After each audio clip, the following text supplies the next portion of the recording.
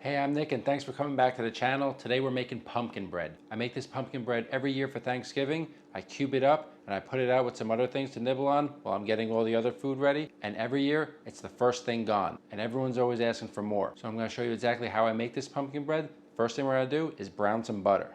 So I got 1.5 sticks or 3/4 of a cup of unsalted butter here. And we're just going to brown this. And browning the butter is going to add a nice nutty flavor to this pumpkin bread. It's going to really complement all the spices we're going to add to this and just give it an overall great flavor. Okay, so our butter's beginning to brown now. We don't want to brown it too much because then it'll taste burnt, obviously, and if we don't brown it enough, we're not going to get that nice flavor. You really know it's done when you start to smell it. You get that nice nutty flavor, you smell that nuttiness, and you know it's finished. So I'm going to turn this off the heat and just transfer this. We'll put that aside to cool to room temperature.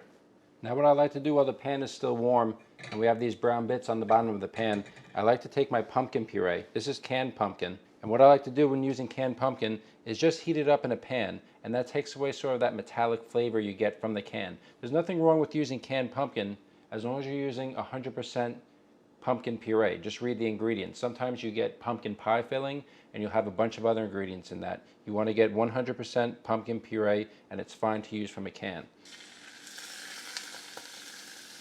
And that heat's going to take away that metallic flavor again from the can.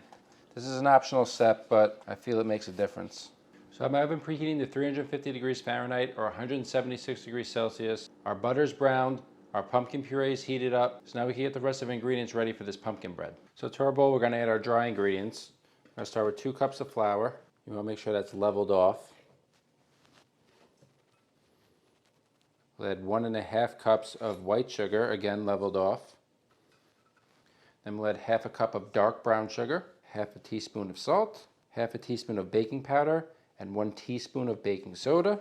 And then for spices, I have a teaspoon of ground cinnamon, 1/2 teaspoon of ground ginger, and 1/4 teaspoon of allspice. Give this pumpkin bread plenty of flavor. And to that, we'll grate in some fresh nutmeg, about a teaspoon. If you have ground nutmeg, you could use that, but definitely suggest fresh grated. So we'll whisk together our dry ingredients. Now in a separate bowl, crack in 2 eggs. If you hit 2 eggs together, they'll never both break, like never. To our eggs, we'll add 1/4 cup of vegetable oil or any neutral tasting oil, teaspoon of vanilla. Combine that. And we'll bring back our brown butter that we cooled to room temperature, and we'll just whisk that in. And then we'll fold that into our dry. Combine everything. And that looks good. And to finish off our pumpkin bread, it would probably help to add our pumpkin. Don't forget about that. Fold that in. This too cool down just to room temperature. We don't want to have everything too hot like the brown butter and the pumpkin mixture and curdle our eggs. And then once this is finished, I'm going to show you a nice spiced glaze to put on the top of the bread. It's great just on its own, but I really like that spiced glaze on top. I'll show you how to make that while this bakes. All right, that's all combined. It's a 5x9 deep dish loaf pan. And I just have some butter and just generously butter all sides of this pan. This way nothing sticks. Add our batter. Just smooth off the top, even it up. All right, put that in a tray in the oven. We'll check on that in about an hour. So our pumpkin bread's baking in the oven. Now we're going to make a nice spiced glaze to go on top of it. So to a bowl, I'm going to add 1.5 cups of confectioner sugar. And this is such an easy glaze to make. You could use this with anything. It's really simple to make. It's just 2 ingredients. Well, plus the spices I'm adding. But the base for the glaze is 2 ingredients. 1.5 cups confectioner sugar, and then we're going to add just a little bit at a time because this could thin out very quickly, 1/2 and 1/2. You could use milk, or you could use heavy cream. I like to use 1/2 and 1/2. You want to add this about a tablespoon at a time. Just a bit.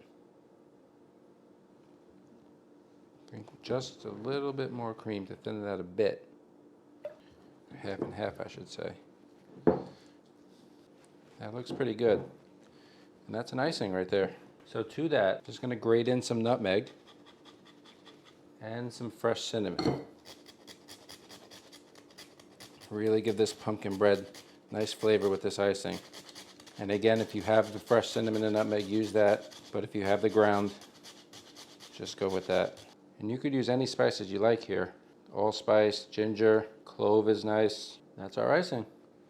So we'll put this aside while our bread continues to cook in the oven. All right, so our pumpkin bread's finished here. Took an hour and 15 minutes in the oven. Let it hang out, cool down a bit for 15 minutes. Let's take it out here. Hopefully come out, and it does. Put this on a plate, and then we'll just take our spiced frosting that we made and just drizzle that over our pumpkin bread. You can do as much or as little as you like, or of course you could leave it out, but that looks pretty nice.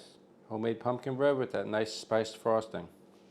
It's a great bread to make for the fall, or for any time of the year for that matter. Thanks again for watching. We'll see you next time.